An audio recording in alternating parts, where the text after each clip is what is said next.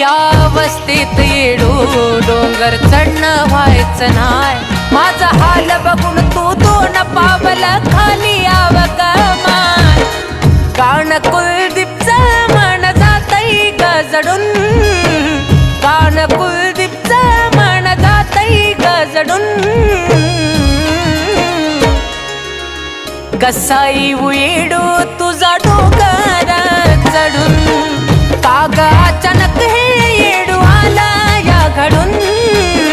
कसा येऊ